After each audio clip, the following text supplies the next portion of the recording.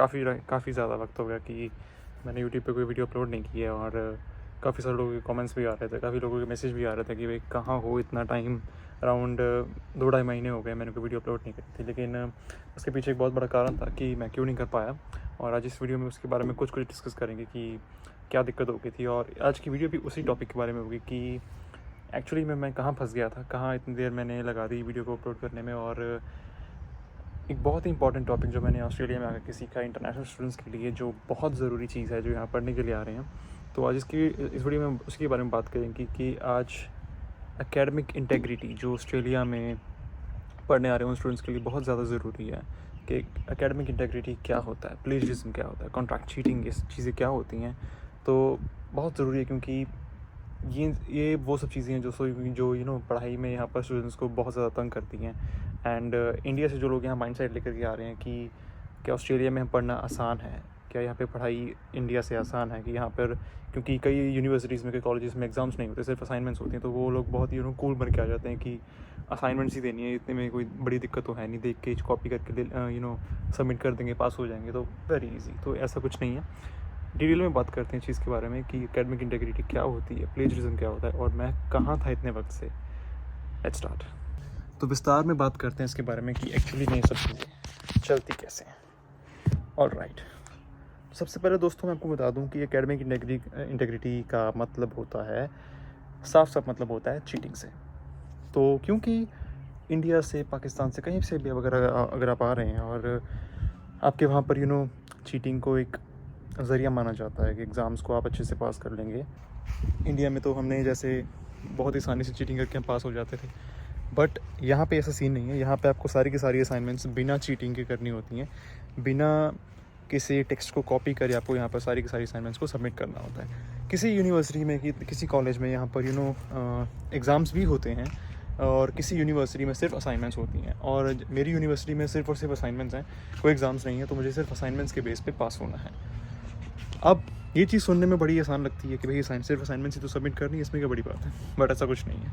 Assignments भी करना मुश्किल है, एग्ज़ाम से भी मैं मुश्किल कहूँगा, क्योंकि मैंने यहाँ पर कोई एग्ज़ाम अब तक तो दिया नहीं है, बट अब तक का जो मेरा एक्सपीरियंस रहा है असाइनमेंट्स को पूरा करने का, वो काफ़ी ज़्यादा मुश्किल रहा है। क्योंकि जितनी भी रिसर्च है, जितनी भी आपको अपने असाइनमेंट्स में लिखना है, वो सब कुछ आपको खुद का लिखना है।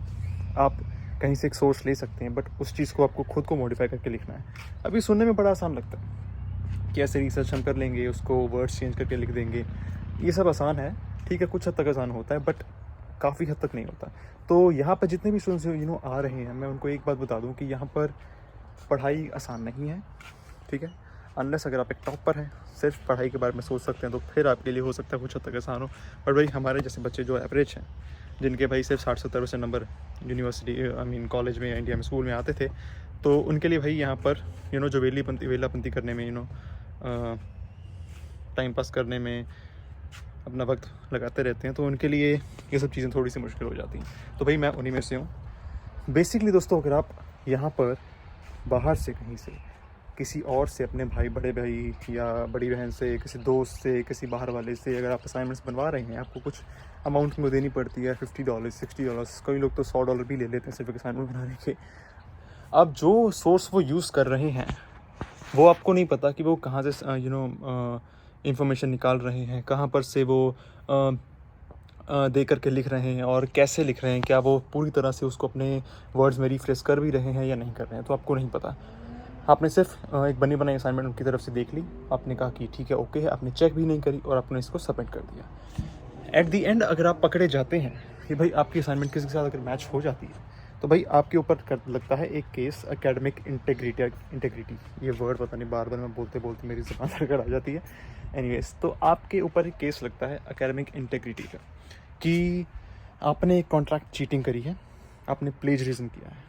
इन सब वर्ड्स का दोस्तों एक्चुअल में एक ही मतलब निकलता है, and that's relation to cheating, कि आपने चीटिंग करी है भाई, क्योंकि आपने कहीं से कोई सोर्स उठा करके वैसा का वैसा लिख दिया है, या फिर आपने अच्छे से रिफ्रेश नहीं किया है, या फिर आपने वो सोर्स का नाम नहीं लिखा है कि किससे आपने वो इन्फॉर्मेशन रिट्रीव की है या किससे आपने वो इन्फॉर्मेशन निकाली है, ठीक है। तो बात यह है कि 3 महीने में एक्चुअली में था का, तो भाई यही वो एक प्रॉब्लम है जिसमें मैं एक्चुअली में फंस गया था, ठीक है। तो प्रॉब्लम एक्चुअली हुई क्या, एक असाइनमेंट में दोस्तों काफ़ी सारी चीज़ें ध्यान में रखना ज़रूरी होता है। तो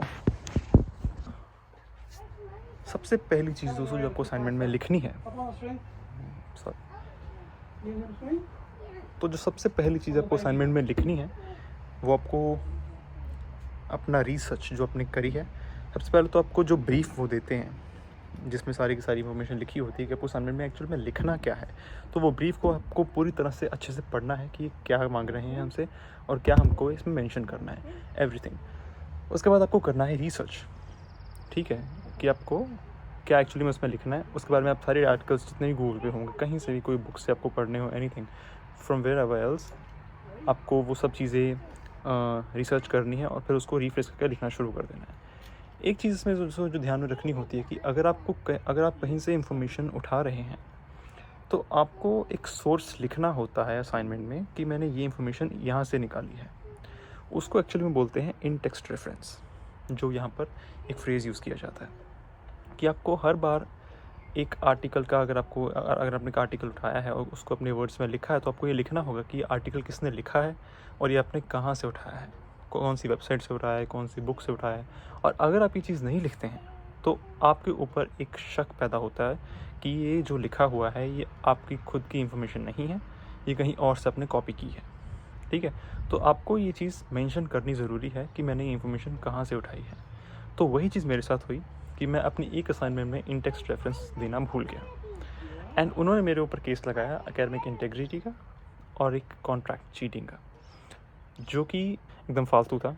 कोई मैंने ऐसे वैसे कुछ कॉन्ट्रैक्ट चीटिंग मैंने नहीं करी, ना ही मैंने अपनी असाइनमेंट बाहर से बनवाई, मैंने खुद बनाई। बट एक चीज़ जो मैंने गलती कर बैठा वो ये थी कि भाई मैंने इन टेक्स्ट रेफरेंस नहीं दिया, जिसकी वजह से मैं फंस गया। तो भाई ठीक है, आपने कहीं ना कहीं से कॉपी कर लिया है और आप पकड़े भी गए हो, तो अब क्या होगा, आपके साथ क्या होगा अगर आप पकड़े जाते हैं यूनिवर्सिटी के अगर आपको पकड़ लिया किसी ऑफिसर ने किसी इंस्ट्रक्टर ने अगर आपको पकड़ लिया, आपकी असाइनमेंट पे कोई शक आ गया या कोई ऐसी चीज़ हो गई जो आपकी किसी और की असाइनमेंट से मैच हो गई, फिर क्या होगा।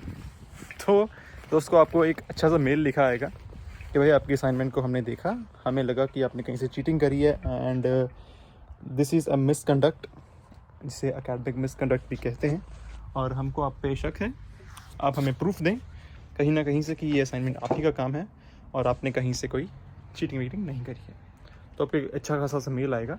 तो फिर आपको एक प्रूफ देना होगा उनका। प्रूफ में दोस्तों क्या मांगते हैं एक्चुअली में, सबसे पहले तो दोस्तों वो आपसे क्विज़ खेल सकते हैं कि जो भी आपने इन्फॉर्मेशन लिखी है हमें बताइए कि इसका क्या मतलब है। आपसे वो क्वेश्चंस पूछ सकते हैं आपको बिठा करके, चाहे वीडियो कॉल पे, चाहे इन पर्सन आपको बुला सकते हैं यूनिवर्सिटी या कॉलेज में कि आप हमें बताएं कि इनका मतलब क्या है। और वहीं से आपको पूछ सकते हैं कि बताइए कि आपने इन्फॉर्मेशन निकाली कहाँ से है और किस बेसिस पे निकाली है। और दूसरी बात, अगर आपसे वो ये भी पूछ सकते हैं कि भाई हमें अपनी सर्च हिस्ट्री दिखाइए, जहाँ पे आपने ये सारी चीज़ें सर्च करी होंगी गूगल पे या किसी भी ब्राउज़र पे, तो आप वो दिखाइए, हमें प्रूफ दिखाइए। बेसिकली ये 3-4 चीज़ें होती हैं कि आपको पूछ सकते हैं वो लोग। बट अगर इन एनी केस असाइनमेंट में कोई और चीज़ निकलती है, फिर उस हिसाब से आपके साथ वो डील करेंगे। एंड अगर आपने झूठ बोला, अगर आप पकड़े गए, फिर दोस्तों आपको अगर आपकी कोई फर्स्ट अटैम्प्ट है, कोई मेजर इशू, कोई बहुत बड़ा इशू नहीं है आपकी असाइनमेंट में, छोटी मोटी कोई गलती है, कोई बात नहीं, फिर आपको कोई वार्निंग देकर के वो लोग छोड़ सकते हैं। बट सेकेंड टाइम अगर आप पकड़े जाते हैं सेम गलती के साथ, आपको एक फ़ाइन भरना पड़ सकता है। एंड वो फ़ाइन ऐसा नहीं है कि सिर्फ $200-300 का फ़ाइन भर के छोड़ देंगे, ऐसा कुछ नहीं होगा। आपको हो सकता है पूरे एग्ज़ाम की कॉस्ट भरनी पड़ जाए, क्योंकि यहाँ पर जितने भी दोस्तों आप फ़ीस भरते हैं वो फ़ीस आप पर एग्ज़ाम के हिसाब से भरते हैं, पर सब्जेक्ट के हिसाब से आप फ़ीस भरते हैं।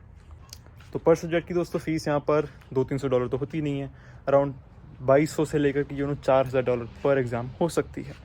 इससे कम भी थोड़ा सा हो सकती है, बट ज़्यादा नहीं। पर इतना ही ज़रूर है कि $1500 से तो ज़्यादा ही होगी। ओके, तो आपको वो सारा का सारा फ़ाइन कैश में भरना पड़ सकता है, क्योंकि जो कि एक स्टूडेंट के लिए काफ़ी ज़्यादा मुश्किल है, क्योंकि एक छोटी मोटी अमाउंट नहीं है स्टूडेंट के लिए, ये काफ़ी बड़ी अमाउंट हो जाती है। कईयों के लिए तो दोस्तों ये एक महीने की सैलरी भी होती है। मेरी यूनिवर्सिटी में एक्चुअली में एक लड़की थी, जैसे जब मैंने ट्राइमेस्टर स्टार्ट करा यहाँ पर क्या आकर के, तो वही एक अकेली इंडियन थी जिसने मुझे काफ़ी कुछ बताया असाइनमेंट्स के बारे में कि कैसे बनाते हैं, क्या क्या चीज़ों को ध्यान रखना पड़ता है। एंड उसने मुझे ये भी बताया कि वो 3 बार पकड़ी गई है एकेडमिक इंटेग्रिटी के केस में और चीटिंग के केस में। वो 3 बार पकड़ी गई है। एक्चुअली उसने 3 बार बाहर से असाइनमेंट्स बनवाई थी। अब उसको दोस्तों एक वार्निंग मिली हुई है, फाइनल वार्निंग मिली हुई है यूनिवर्सिटी की तरफ से कि अगर आप इसके बाद पकड़ी जाती हैं तो आपको यूनिवर्सिटी से निकाल दिया जाएगा एंड आपकी जो COE है, सर्टिफिकेट ऑफ एनरोलमेंट, वो कैंसिल कर दी जाएगी और हो सकता है कि आपको वर्स्ट केस में डिपोर्ट भी कर दिया जाए। जी हाँ, बिल्कुल, ये कोई छोटी मोटी बात नहीं है दोस्तों। चीटिंग के आधार पर, चीटिंग के केस में आपको एकदम फाइनल स्टेज पे जाकर दोस्तों डिपोर्ट तक किया जा सकता है। तो इन दिस वीडियो दोस्तों मैंने आपको सिर्फ इतना बताया कि स्टडीज़ यहाँ पर दोस्तों आसान नहीं है। अगर कोई बोल रहा है कि भाई बहुत आसान है इंडिया के मुकाबले, तो नहीं, ऐसा कुछ नहीं है। यहाँ पर सब कुछ खुद करना है, कोई चीटिंग नहीं चलती यहाँ पर। बिना चीटिंग के आपको यहाँ पे पास होना है। साफ साफ शब्दों में ये है, लॉन्ग स्टोरी शॉर्ट, ठीक है। तो ये दिमाग से निकाल कर आप आएँ कि यहाँ पर बहुत चिल ज़िंदगी जिएंगे, पढ़ाई वगैरह हम सब बाहर से असाइनमेंट बनवा लेंगे पैसे वैसे दे करके और खुद ऐश करेंगे, सिर्फ काम करेंगे, पैसे कमाएंगे और सब हो जाएगा। तो ऐसा कुछ नहीं है। यहाँ पे आपको काम के साथ साथ पढ़ाई को इक्वल इम्पॉर्टेंस देनी होगी। मैं तो ये कहूँगा कि एक्चुअल में आप 70-30 का प्रपोर्शन रखें। 70% अपनी स्टडी की तरफ और 30% अपने काम की तरफ, क्योंकि पढ़ाई एक मेन मोटिव है जिसकी बेसिस पे अगर आप यहाँ पे आए हैं तो वही चीज़ है जो आपको यहाँ पर टिकने में हेल्प करेगी तब तक जब तक आप ये अपनी पढ़ाई ख़त्म नहीं कर लेते। तो 3 साल के अंदर, ये 2 साल जितनी भी आप स्टडीज़ क्या लेकर के आ रहे हैं, फुल डेडिकेशन अपनी पढ़ाई को दें। कहीं से भी असाइनमेंट्स कोई थर्ड पर्सन से असाइनमेंट्स को बनवाने की कोशिश ना करें। रिस्क है, बहुत बड़ा रिस्क है। किस्मत अच्छी हुई तो शायद आप बच भी जाएंगे, आपको अच्छे मार्क्स भी मिल जाएंगे, बट एक बहुत बड़ा रिस्क फैक्टर है कि आप फंस सकते हैं। और आई होप कि आपको इस वीडियो से कुछ इन्फॉर्मेशन मिली होगी। अगर मिली है तो इस वीडियो को लाइक करें और अगर आप चैनल पे नए हैं तो भाई सब्सक्राइब करो। वो जो रेड कलर का बटन है दबाओ फटाफट से, रेड कलर का बटन वही वाला। एंड आपको और इन्फॉर्मेशन वीडियो जैसे मैं लगा अपलोड अप करता रहूँगा, आई प्रॉमिस, अब गलती नहीं होगी। ओके गाइस, तो अभी मुझे जाने की इजाज़त दें। अभी चलते हैं फटाफट से, क्योंकि अभी छुट्टियां चल रही हैं और कुछ ही वक्त में नया ट्राइमेस्टर स्टार्ट होगा और अब मुझे असाइनमेंट्स में बहुत ज़्यादा ध्यान देना है, क्योंकि एक बार झटका लग गया, अब बार बार मैं उस चीज़ को दोहराना नहीं चाहता। ओके, सो अभी बिना कोई गलती करे चलते हैं फटाफट से अंदर, वीडियो को एडिट करते हैं, अपलोड करते हैं। एट दी एंड दोस्तों, अगर आप ऑस्ट्रेलिया आ रहे हैं तो इन सब बातों का ध्यान रखें। कोई और टॉपिक वीडियो चाहते हैं मुझे फटाफट से बताएं, नेक्स्ट वीडियो आप ही की टॉपिक पे बनेगी। That's it, thank you guys, have a good one, see you in the next one, take care.